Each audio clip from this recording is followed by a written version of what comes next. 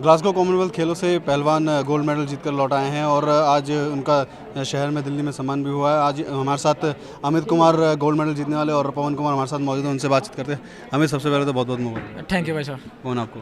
Thank you. बस ये बताइए कि किस तरह का ये सपोर्ट जो आपको मिल रहा है कितना ज़रूरी है ये एथलीट्स के लिए?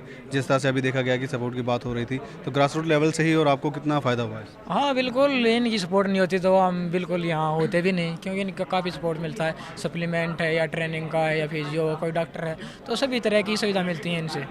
आपकी वेट कैटेगरी चेंज हुई है, 55 से 57 किलो में आप आ गए हैं, और कितना मुश्किल हुआ एडजस्ट करने में वेट को, और उसके टैक्टिकली कितना ये मुश्किल हुआ? हाँ, पहले जगह 55 था तो काफ़ी मुश्किलें थी, तो अब 57 आया तो काफ़ी थोड़ा मोटिवेशन हो गया है और मदद भी मिल रही है कि अब अच्छा करेंगे, और इससे काफ़ी फ़ायदा ही मिलता है। जैसे पावर हमारी 55 में बिल्कुल ख़त्म हो जाती थी, लेकिन अब थोड़ी बची रहती है, तो इससे मदद मिलती है काफ़ी। पवन, आप बताइए कि कितना आपका पहला एक्सपीरियंस था, कैसा अनुभव रहा आपका उस शेयर कीजिए। हाँ, मेरा पहला कॉमनवेल्थ गेम्स था और मेरे लिए बहुत ही मुश्किल रहा है ये।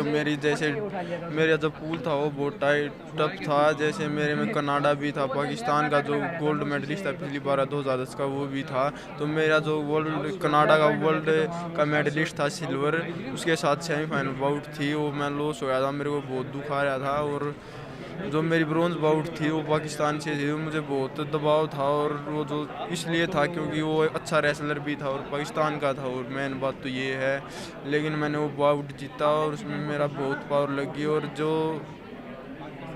मेरा मनोबल बढ़ाया महाबली सतपाल जी ने और सुशील कुमार ने, जो मेरे बड़े भाई की तरह हैं, उन्होंने बहुत सपोर्ट किया और मेरा मनोबल बहुत ऊपर कर दिया, और मेरे को पाकिस्तानी रेसलर इजी लगने लगा बहुत, और मैंने हराया। अमित, आगे एशियन गेम्स है और उसके बाद ओलंपिक है, किस तरह की अब उसके लिए तैयारी रहने वाली है और किस तरह की आप स्ट्रेटजी के लिए तैयार करने वाले? सुशील और योगेश्वर आपके साथ रहने वाले, मदद करने वाले? हाँ बिल्कुल, जैसे अब ट्रेनिंग वापस स्टार्ट कर दी है, और जैसे जैसे सिलेक्शन की ट्रायल हो रही है, तो सिलेक्शन होने के बाद तो फिर उसकी तैयारी करेंगे और वो थोड़ी लड़न चेंज करेंगे, क्योंकि यहाँ पे स्पीड से लड़ने वाले कोरियन जापान पहलवान आते हैं, तो उनके साथ तो वैसे ही लड़ना पड़ेगा, तो थोड़ी ही अपनी लड़न चेंज करनी है और अच्छे से प्रैक्टिस करनी है। बहुत बहुत शुक्रिया हमसे बात करने। दुनिया की नजरों में भारतीय कुश्ती को पहचान तो सुशील कुमार और योगेश्वर दत्त जैसे स्टार पहलवान पहले ही दिला चुके हैं। अब भारत को कुश्ती की एक बड़ी ताकत बनाने का दारोमदार उनके समेत उभरते युवा पहलवानों पर भी है, जिनका मार्गदर्शन करते रहने की जिम्मेदारी सुशील और योगेश्वर जैसे दिग्गजों की ही है।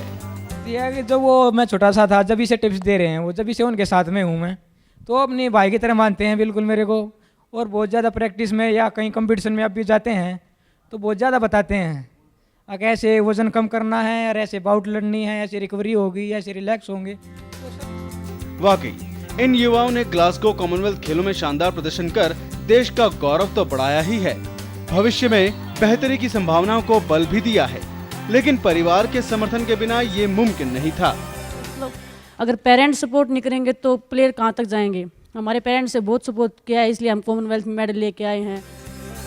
हालांकि भारत जैसे देश में महिला पहलवानों के सामने जल्द घर बसाने जैसी चुनौतियां भी होती हैं। ऐसे में घर और देश में से किसी एक को प्राथमिकता देना कितना मुश्किल होता है। फिर क्या है शादी तो पूरी उम्र मतलब शादी में ही रहना है। अभी देश के लिए कुछ करना है, और जब खुद के मन में अगर सपना हो तो वो पूरा नहीं होता, तो शादी में क्या खुशी है। अगर देश को मेडल देंगे तो सबसे ज्यादा खुशी उसी बात में होगी हमें। लेकिन ये जानदार प्रदर्शन भी कुछ सुविधाओं की कमी होने के बावजूद आया है। पहलवानों की कुछ शिकायतें भी हैं, जिन्हें अगर सुधार लिया जाए तो नतीजे और बेहतर हो सकते हैं। तो फिजियो का काफ़ी सहयोग होता है, और डॉक्टर हो जो साथ में हो, तो फिजियो तो जैसे मसल रिलैक्स करता है, तो डॉक्टर को इंजरी हो जाए या कट लग जाए तो उसके साथ में हो, तो ये सुविधा होती तो और अच्छा कर सकते हैं। कहूँगी कि पंजाब में कोचेस भी होने चाहिए अच्छे लेवल के, जो बच्चों को आगे ट्रेन करें, आगे ओलंपिक तक पहुँचाएं, तो यही कमी है। और थोड़ा सरकार को भी सोचना चाहिए कि कोचेस अच्छे दें, जब वो अच्छी ट्रेनिंग दे बच्चों को और बच्चा आगे अच्छा रिजल्ट दे। ऐसे ही कई कारण हैं कि अक्सर भारत जैसे देश में ढेरों उभरती प्रतिभाएं पैसे के अभाव के चलते ज़ाया हो जाती हैं। ऐसा ना हो, इसके लिए जरूरी है कि सरकार के साथ साथ कॉर्पोरेट जगत भी आगे आए, नई प्रतिभाओं को तलाशने और तराशने में वित्तीय मदद करे, तभी एशियाड और ओलंपिक खेलों में मेडल की तादाद बढ़ सकती है। It's time for Indian private corporate world. Corporate जगत को ऐसे खिलाड़ियों की मदद के लिए आगे आना होगा, सिर्फ खेलों के वक्त ही नहीं या तब जब उन्हें पब्लिसिटी मिले, बल्कि उनके पूरे करियर के दौरान उनका साथ देना होगा। But also throughout the career of these athletes. Corporate जगत ने आगे भी इन खिलाड़ियों को इसी तरह सपोर्ट करते रहने का भरोसा दिलाया है। अब ये देखना होगा आने वाले वक्त में कि ये भरोसा और ये सपोर्ट कितनी कारगर साबित होती है। इस समय दिल्ली से कैमरामैन विक्रम बिष्ट के साथ विवेक कुमार।